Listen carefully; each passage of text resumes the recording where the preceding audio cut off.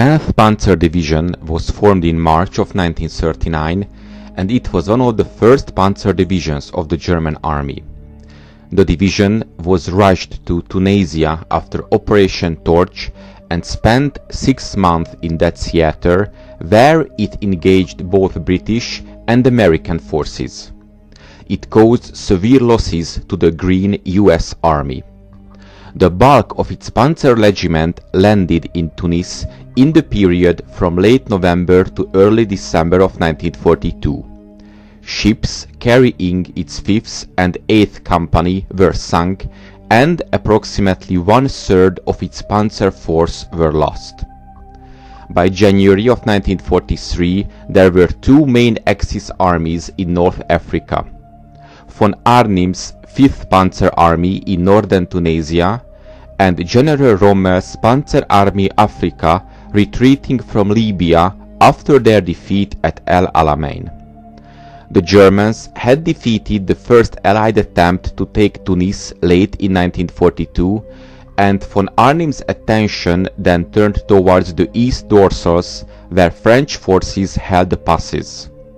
Von Arnim's first attack successfully captured these French-held passes, temporarily ending a danger that the Allies might reach the coast between him and Rommel, splitting the Axis forces in 2. On the 4th of February, Rommel suggested that von Arnim's original attack could be expanded into a larger-scale attack that, if all went well, might get across the eastern and western dorsals, threaten the US build-up at Tabessa just inside Algeria, and even perhaps lead to advance to the north coast at Beaune. Albert Kasserine, the theater commander, managed to convince the Italian High Command to approve 2 small-scale attacks into the area between the 2 mountain ranges. Rommel was to attack in the south to take Gafsa, while von Arnim attacked further north towards Speitla. His main aim was to destroy the Combat Command A of the US 1st Armored Division, which was posted in this region. Von Arnim had 2 panzer divisions for his attack, the 10th Panzer and the 21st Panzer Division. Operation Frühlingswind or Spring Wind began on the 14th of February, when the 10th Panzer Division attacked towards Sidi Bouzid, while 21st Panzer attacked a few miles further to the south.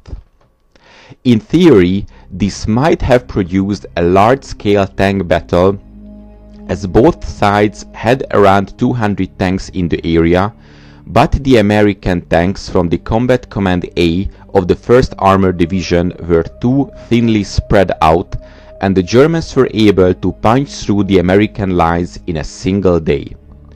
The Americans lost 44 tanks, 50 half-tracks and 26 guns in the fighting. The Allied response was hampered by a belief that von Arnim was planning to attack further north, based on a misinterpretation of intercepted German messages. On the 15th of February, the Americans counterattacked. General Orlando Ward, commander of the 1st Armored Division, committed Combat Command A to the attack, but this ended in defeat. Combat Command A lost 54 of its 58 tanks committed to the attack, along with 15 officers and 300 men, hardly surprising given that 1 tank battalion had been sent to attack 2 German panzer divisions. On the 16th of February, 10th Panzer Division began to attack on Speitla. Ward was able to overcome an initial panic and managed to hold the line, which was now held by the remains of the Combat Command A and the newly arrived Combat Command B. However, by the 17th of February, the German pressure was too much, and Ward retreated west to Kasserine and set up a new defensive position in Kasserine Pass, just to the north. On the 18th of February, reconnaissance elements from Rommel and von Arnim's forces met at Kasserine to the south of the Kasserine Pass. In 4 days, the Americans had lost 103 tanks, 280 other vehicles, 18 field guns and 3 anti-tank guns, as well as more than 2,500 troops.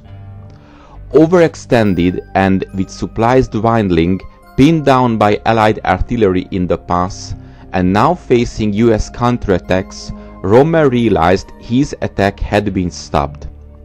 With little prospect of further success, Rommel judged that it would be wiser to break off to concentrate in South Tunisia and strike a blow to the 8th Army, catching them off balance. He had inflicted heavy losses on his enemy, and the Allied concentration in Sbeitla area had been destroyed. At a meeting at Rommel's Kasserine HQ on the 23rd of February, Kasserine tried to change Rommel's mind, but finally agreed. Formal orders were issued that evening calling off the offensive and directing all Axis units to return to their starting positions. At that time, when the Axis line finally collapsed in May of 1943, the 10th Panzer Division, which led the earlier attacks, was trapped. It surrounded on the 14th of May 1943 and finally surrendered. In honor of notable members of the 10th Panzer Division being part of the German resistance and the failed plot in 1944, the new armor division was named 10th Armored Division in 1959 upon the formation of the West German Army as a part of the Bundeswehr.